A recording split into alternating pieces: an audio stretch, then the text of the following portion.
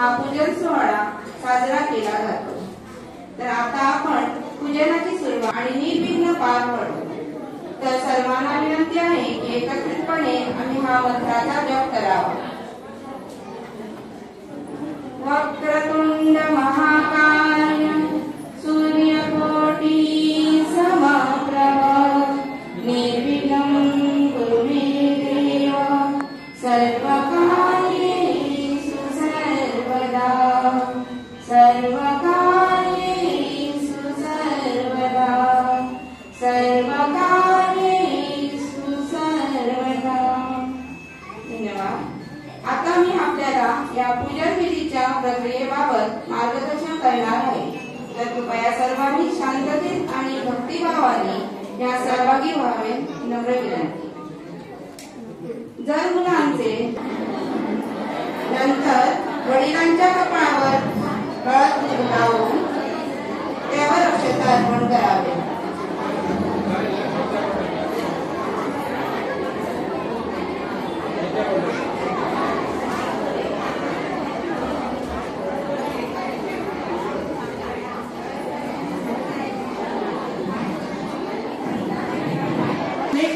पूजन करावे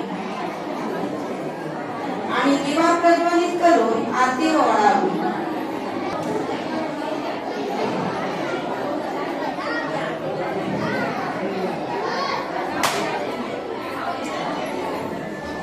बालकांना गोड प्रसाद अर्पण करून त्यांच्या हातून प्रसाद ग्रहण करावा।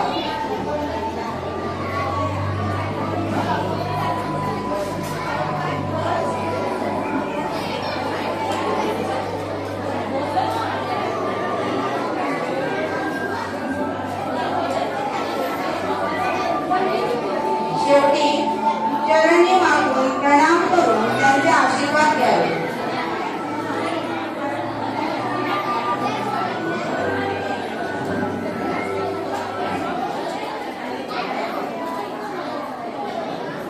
आता आपण संकल्प करणार आहोत। तर सर्व मुलांनी माझ्या मागून म्हणायचे आहे।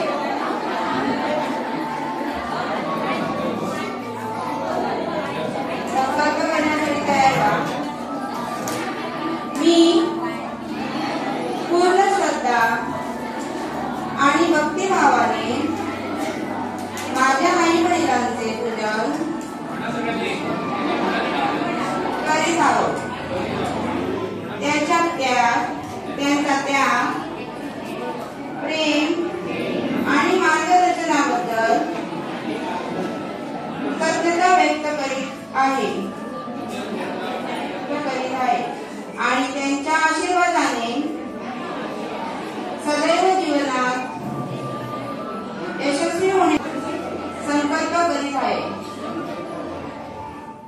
आई आई स्वर्ग बाबा दरवाजा, आई आई स्वर्ग बाबा दरवाजा, आईने देह त्याचा घडविला, बाबाच्या कष्टाने उभारविला, आईने केले तुला संस्कार, बाबाने पेलला तुझा भार, आईने घास तुला भरविला, बाबाने देह त्याचा झिजविला, सावली आईचा पदर झाला, घामात भिजून बाबा तो नाला, आई झिजली तुला चंदन केला, तुझ्यासाठी बाबा घोडा झाला, आई ती जागली किती रात, बाबाने जोडले किती हात, ती जागली किती रात, बाबाने जोडले किती हात,